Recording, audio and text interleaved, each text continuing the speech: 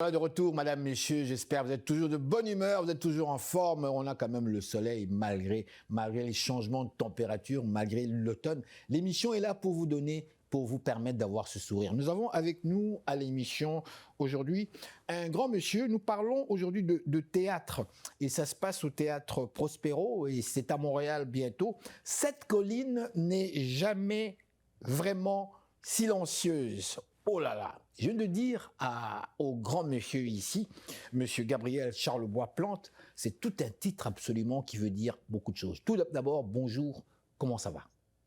Ça va très bien, ça va très bien. On travaille fort. C'était un honneur de vous avoir.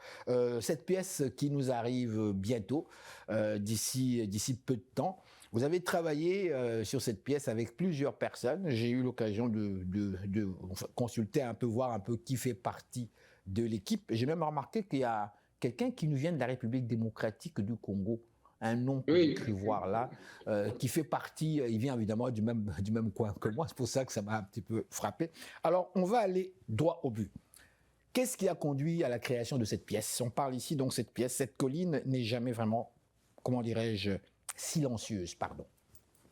c'est en fait, on voulait travailler autour du mythe de Sisyphe, ce personnage mythique grec qui est condamné à pousser une roche en haut d'une montagne et pour la voir tomber immédiatement après la tâche effectuée. Donc, on voulait travailler autour de ce châtiment-là, de ce, de ce de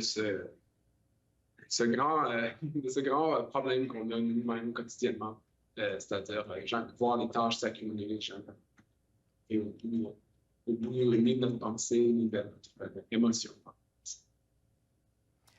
On est à Montréal, nous avons le grand public montréalais qui vous suit actuellement. Dites-moi pourquoi est-ce que le public devrait-il venir voir, assister à cette pièce? Qu'est-ce qui a vraiment comment dirais-je, percutant?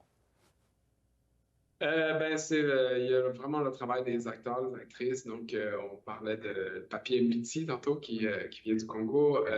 Il y a Philippe Boutin, Amélie Dallaire et Elisabeth Smith. Ils ont vraiment une performance physique incroyable.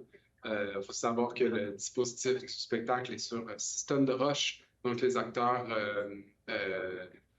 font leur part à chaque fois sur 6 tonnes de roche, ce qui est plutôt instable.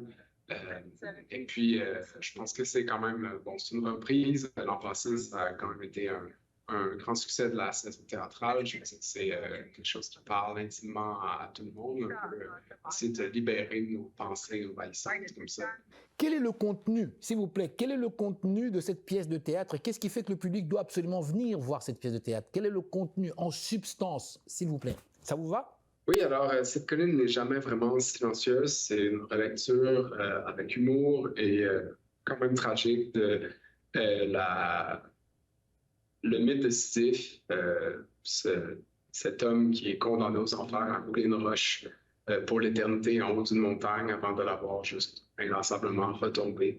Il y a là-dedans une partie de la condition humaine actuelle. Et puis, je pense qu'on travaille avec ce mythe-là et on travaille avec les acteurs d'une manière drôle dans une relecture et dans un spectacle où tout le monde s'identifie.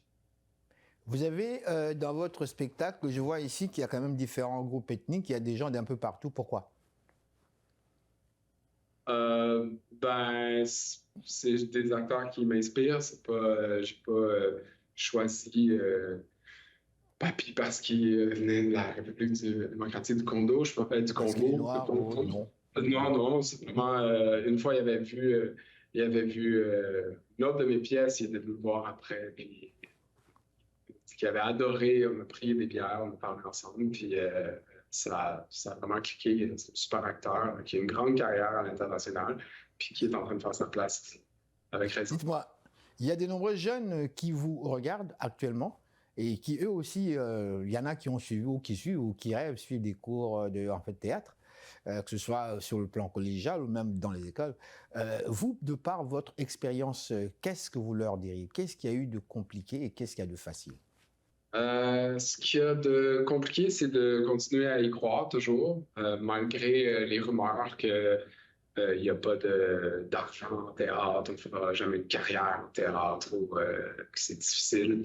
C'est difficile, mais c'est difficile comme dans n'importe quel travail, là. La vie, c'est difficile, dans le sens, il faut y croire, puis il y a vraiment une scène qui est super vivante à Montréal, au théâtre, surtout en ce moment. Donc, aller au théâtre et rester après les pièces, prendre des verres avec les artistes parce qu'ils sont là pour ça.